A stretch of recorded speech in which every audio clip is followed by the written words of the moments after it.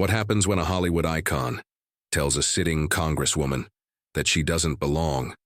What happens when experience tries to silence lived truth? On a night meant for interviews and applause, something entirely different unfolded.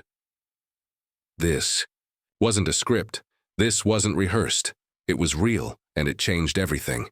Stay with us because this isn't just a story of confrontation.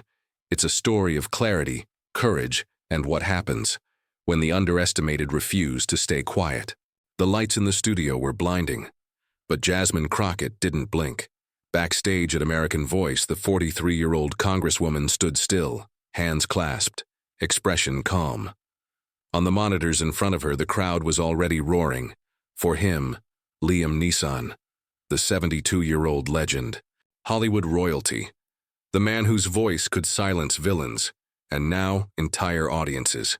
He sat in a plush chair, dressed in a tailored charcoal suit, his silver hair catching the studio light, and he was tearing into her, not with violence, but with something sharper, mockery, dismissal, and charm. She's smart, Nissan told the host, but she's inexperienced. A political rookie playing with America's future. She tweets more than she listens. The crowd laughed. Politely, he leaned forward, voice deep and commanding. Back in my day, politicians worked across lines. They didn't just chase clout on social media. This new generation, he didn't say her name, but he didn't have to. Everyone in the room knew who he meant.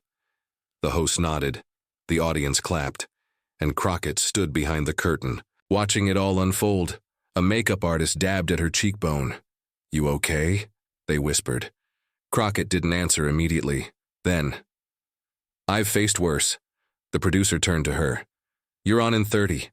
She nodded. Her red blazer was crisp, her natural hair tight and coiled, bold and deliberate. She looked in the mirror once, not to fix anything, just to remind herself. This moment mattered. Across the country, millions were watching. Some because they loved Nissan, some because they doubted her, and some because they sensed something was about to happen, something unscripted, something real. She adjusted her cuff. A text buzzed on her phone. "You got this." It was her chief of staff. She smiled slightly, then exhaled. She remembered the case. The 17-year-old boy wrongfully accused. The all-white jury. The silence when she first spoke. But by the end, they listened. They always listen. The host's voice boomed across the studio. And now to respond. "Please welcome Congresswoman Jasmine Crockett." Polite applause. No standing ovation. Some in the crowd didn't clap at all. Crockett walked out with even steps. Liam didn't stand, just gave her a nod, a smile that didn't quite reach his eyes. She sat across from him. The host leaned forward. "You heard what Mr. Nissan said. Care to respond?" Crockett smiled, warmly, graciously, and yet not one bit apologetic. "Thank you for having me, Thomas," she said. "And Mr. Nissan, it's an honor to meet you. I've admired your work since I was a child." The audience softened, even. Liam seemed to relax, just a bit, but then she continued. "And that's why it was especially disappointing. To see freedom's price misrepresent the very history my ancestors lived through." The tension snapped back into the room. Just like that, the comeback had begun, and no one, not even Liam Nissan, was ready for what was coming next. The crowd shifted in their seats. Some leaned in, others crossed their arms. They didn't quite know what to make of her yet. She was polished, well-spoken. But this was Liam Nissan's house. He owned the room, the nostalgia, the decades of applause. He wasn't just a guest. He was the guest. And now here sat Jasmine Crockett, young, black, political, and worst of all, unafraid. Liam adjusted his jacket. He smiled that half-smile actors use when they're buying time.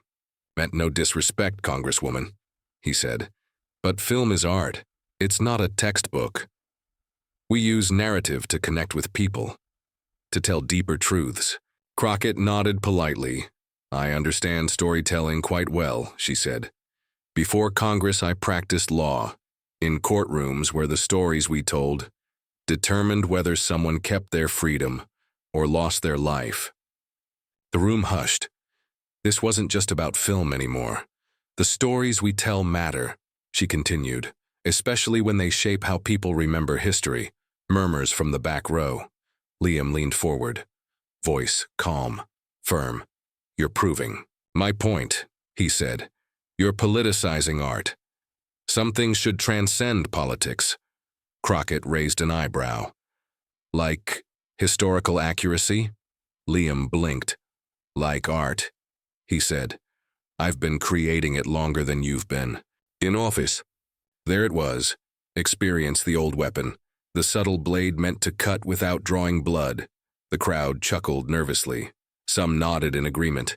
The host jumped in, sensing the temperature rising. Congresswoman, he said. Mr. Nissan did. Mention your relative inexperience. How would you respond to that? Crockett didn't flinch. She'd been underestimated before. It was practically a prerequisite in her career.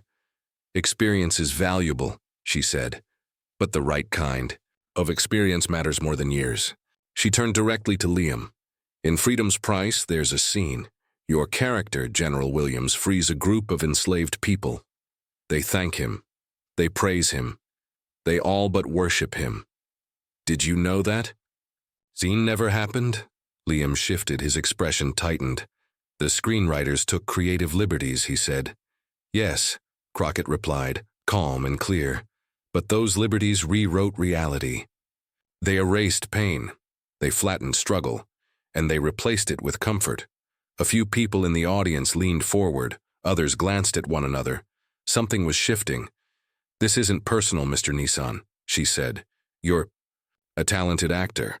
But when you dismiss legitimate criticism as political noise, you're using your platform to silence real voices. The studio fell silent. Even the camera operators paused. Liam's jaw clenched slightly. He opened his mouth, then closed it. He wasn't used to this. This wasn't a script. And Jasmine Crockett? She wasn't here to play a role. She was here to speak truth, whether the room was ready for it or not. Jasmine Crockett didn't raise her voice. She didn't lean in. She didn't need to. Because when you're holding the truth, you let it speak for itself. You played General Williams, she said calmly. In a pivotal scene, he's shown delivering an emotional speech, calling for racial equality, standing before black soldiers, declaring them his equals. Liam nodded cautiously. It was one of the most powerful moments in the film, he said. The writers really captured something there. Crockett tilted her head slightly. That speech never happened. Liam blinked. I'm sorry. It was fiction, she said, not just dramatized, invented. The real General Williams never made any speech like that. In fact, he posed integrating black soldiers into his command. She pulled out her phone. I brought receipts. A low murmur swept through the studio. This is from a letter he wrote to President Lincoln, she continued, dated July 17th, 1863. She glanced down. Quote, it would be unwise to force white men to consort in camp with Negroes, whose habits and instincts are naturally inferior. Silence, pure, uninterrupted, heavy. Liam shifted in his chair. That's, he began. But Crockett wasn't finished. Your film showed him as a progressive hero, as a white savior. But in reality, he was complex, flawed, a man of his time. And that complexity, she added, is what audiences deserve, not comfort, not a revision to make us feel better, but the truth. Liam's expression was unreadable. The host leaned forward. Congresswoman, are you saying the film intentionally erased those details? I'm saying, she replied, that when those details are erased, even unintentionally, it does harm. It reinforces myths. It soothes conscience, not history. Liam cleared his throat. Well, as an actor, I didn't write the script. Of course not, she said. But when you dismissed my criticism as uninformed or opportunistic, you weren't defending art. You were protecting comfort, he didn't reply. The audience was still frozen, waiting, watching. This isn't about attacking your performance, she said. It's about accountability. Because when we get history wrong, especially history rooted in pain, we teach the wrong lessons.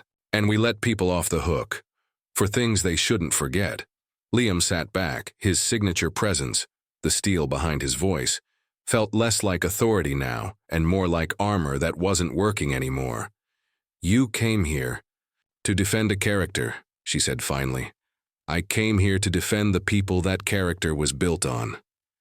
A slow clap started in the back row. One person, then another, and another. It wasn't overwhelming. It wasn't orchestrated. But it was. Because truth doesn't need to shout to be heard. Sometimes it only needs to be spoken. Liam's face was still, but something in his posture had shifted. The sharp confidence from earlier was giving way to something else. Tension? Doubt? Recognition?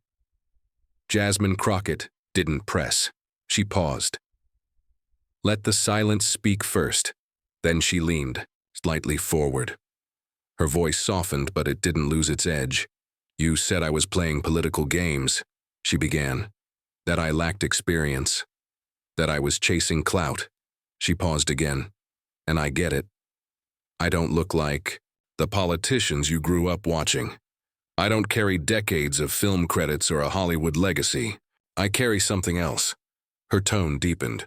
I carry courtrooms, where no one believed the 16-year-old black boy sitting next to me, where I had to build reasonable doubt out of broken lives and police reports. I carry neighborhoods. In Texas, where voting rights weren't theory, they were survival. I carry the stories of people no one made movies about. Her eyes didn't leave his. That's my experience. Not glamorous, not on billboards, but real. Liam looked away for the first time. The audience was still. Some shifted in their seats, others leaned forward, quiet, captivated. Before I ever ran for office, she continued, I stood outside courthouses after working 14 hours, fighting laws written to silence voices like mine. I fought to keep polling places open. I challenged felony disenfranchisement. I lost cases I knew were rigged before they started, and I still showed up the next day. She inhaled, steady, grounded. So when I speak about history, when I challenge portrayals that erase black pain, it's not a soundbite. It's not a Twitter moment. It's not politics. It's personal. Liam's hands rested on his knees now. Looser, his shoulders not quite as square. The host looked between them, sensing the shift. Crockett wasn't performing. She was revealing. There's a reason people like me rarely get to sit on stages like this, she said. And when we do, we're told we're angry, inexperienced, too loud, too political. Liam looked up, met her eyes. She held the gaze. I've been underestimated since the day I walked into my first courtroom. But that didn't stop me. It trained me. To be precise. To be prepared. To speak with truth, even when it's uncomfortable. She leaned back. The difference between us, Mr. Nissan.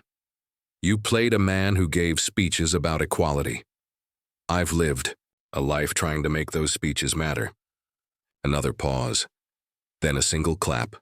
The woman from the front row, she didn't stop this time. Others joined. Then more. It wasn't just support, it was recognition. Not for what Crockett was saying, but for what she had lived through, and what she was, still living through, on a stage not built for her, but one she had just taken command of.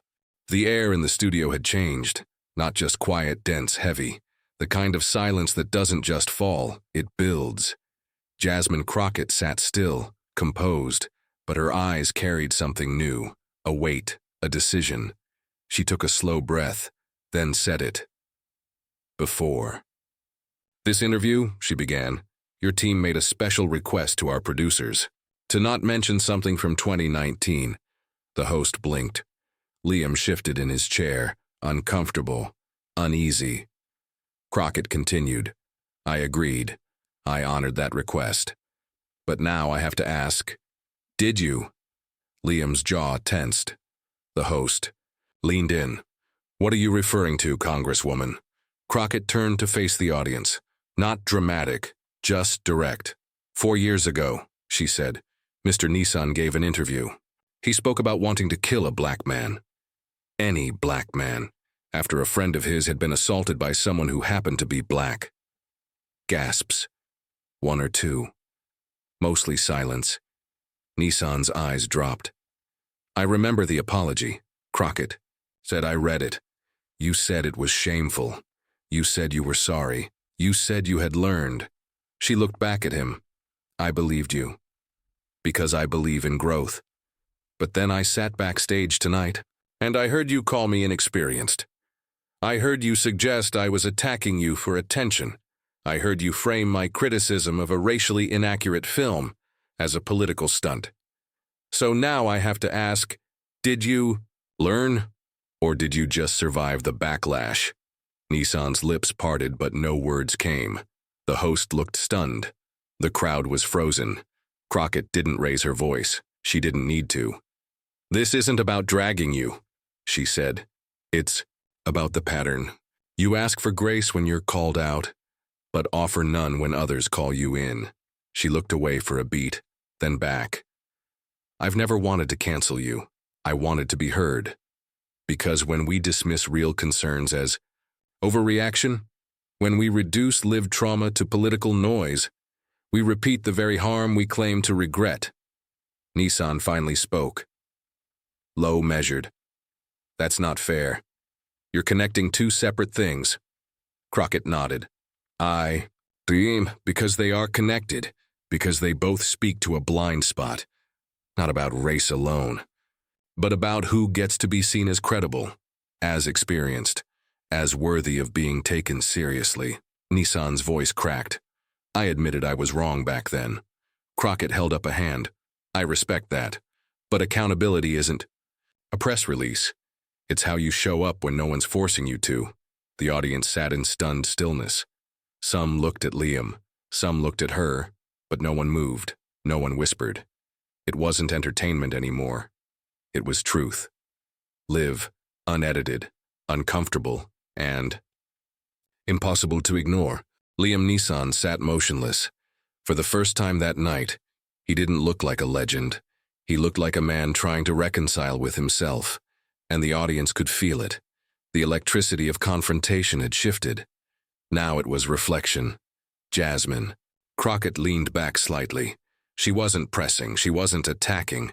She was waiting for him to see what she already knew. The host finally broke the silence. Mr. Nissan, he said cautiously, would you like to respond? Liam cleared his throat. His voice, when it came, was lower than usual. Measured, humbled. You're right, he said softly. I came here ready to defend a film. I didn't expect to be asked to examine myself. He looked at Crockett. I made assumptions about you, and I dismissed your criticism without understanding where it came from. I spoke with confidence, but not with compassion. Crockett gave a small nod. Not triumph, just acknowledgement. That means a lot to hear, she said, but words are easy. It's how we use our influence when no one's watching that defines us. Liam looked down. His fingers laced tightly. In his lap, I've made over 90 films, he said. Played heroes, fathers, leaders. But this moment, it feels more real than any of them. He turned back to her. I'm sorry, Congresswoman. You deserved better. The room didn't clap. Not yet, they were still processing. Because apology, when it's real, doesn't demand applause. It invites humility. Crockett reached for her phone. I want to show you something, she said. She held up an old photograph. Younger version of her, in a black blazer, exhausted but determined, standing on the steps of the Supreme Court. This was 2012. I had just argued a case on voter suppression. I was 29. Alone. Underestimated. She looked at Liam. You were filming Taken 2 that year. He nodded slowly. I wasn't in Congress yet, she continued, but I was already fighting for justice. Not in front of cameras, but where it counted. Liam looked at the photo, then back at her. There was no condescension in his Eyes now, only respect genuine earned. The host spoke again. Congresswoman, why did you bring that picture tonight? She smiled faintly. Because I knew I'd be asked about experience, and I wanted to remind people that experience isn't always visible. Sometimes it's in the battles no one claps for. The audience stirred. A slow, genuine ripple of applause began. No cue cards, no camera signal, just people unmoved, recognizing truth when they heard it. Liam turned to the audience. And for once, he didn't perform. He just listened. Fully. Present. And when Crockett extended her hand, across the table he took it. Not as a celebrity, but as a man who had finally learned something new. The handshake still lingered between them, not for the cameras, not for performance, but because it meant something. Real. Rare. Raw. The audience, once divided, now leaned in as one. They weren't watching a debate anymore. They were witnessing a moment, a breakthrough. The host adjusted in his seat. His voice was softer, measured. Congresswoman Crockett, he asked, did you expect this outcome tonight? She smiled gently. I expected resistance. I expected deflection. I came ready for a fight, but I never root for conflict. I root for conversation. She turned to Liam. And when someone shows they're willing to grow, that's a win for everyone. Liam nodded slowly. I didn't come here to change my mind, he admitted, but I'm leaving with new questions I need to ask myself. That's something, isn't it? It's everything, Crockett replied. The host, sensing a turning point, leaned toward Liam. And you, sir, what changed your perspective tonight? Liam looked at the floor for a moment, then back up. I've played a lot of wise men in my career, he said. But tonight, I wasn't the teacher. I was the student. The audience exhaled collectively. The tension had dissolved. What remained was something closer to grace. The host smiled. Well said. Then he paused. You know, there's something powerful about two people who start on opposite sides, still finding common ground. Liam turned to Crockett. You said earlier that the stories we tell matter. I see that more clearly now, and I want to do better. Crockett's expression warmed. Then let's do something about it. Don't just apologize. Amplify. Use your platform to tell the whole story next time. Liam straightened in his seat. I would be honored. Maybe we collaborate. Bring in real historians, real voices. She nodded. I can connect you with people who've spent their lives studying this history and living it. A murmur of approval rippled through the crowd. The host looked stunned, in a good way. Are we watching the beginning of a partnership here? Liam laughed, not a scripted laugh. Not the kind used in interviews, a real one. I guess we are. And maybe next time I won't have to act like someone who learned a lesson. I'll actually be him. Crockett chuckled. Well, Hollywood loves a redemption arc, he smiled. Then let's write one together. Applause rose from the audience. This time, it wasn't cautious. It wasn't polite. It was earned. The camera zoomed out slowly, capturing the stage. 2 chairs, 2 voices, and a bridge built in real time. The cameras faded to black, but the story was just beginning. That night, the image went everywhere. Jasmine Crockett and Liam Nissan, 2 hands clasped, 2 worlds connected, 1 moment frozen in time. It hit the front pages, not just entertainment. News, but political columns, cultural blogs, classrooms, podcasts. People didn't agree on what had happened, but they couldn't stop talking about it. Was it a takedown? A redemption? A teachable moment? For some, it was Jasmine Crockett's victory. For others, it was Liam Nissan's humility. But for many, it was a rare thing, a public disagreement that didn't end in destruction. It ended in connection. One comment online read, "She didn't cancel him. She challenged him, and he listened." Another wrote, "I'm 65. I've rolled my eyes at young politicians for years. Tonight, I watched one teach me something." Clips of the exchange trended worldwide. The hashtag, #RespectTheConversation shot to the top of social media. People shared their own stories of being underestimated, dismissed, talked over, and what it felt like. To finally be heard, Crockett's calm, surgical takedown of misinformation, paired with her invitation to grow, became a blueprint. News anchors replayed it frame by frame. Educators discussed it in lecture halls. Young activists stitched the moment into their own TikToks. Even politicians across the aisle, some who had never agreed with Crockett on policy, praised her poise, her preparedness, her power. And Nissan? He followed through. A week later, photos emerged of him visiting the National Museum of African American History and Culture. With Crockett. No PR team, no camera crew, just the two of them. Talking, learning, listening.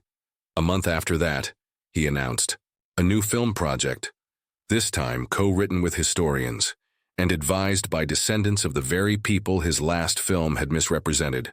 As for Crockett, she introduced legislation supporting historical literacy in schools, not just dates and names, but context, nuance, truth.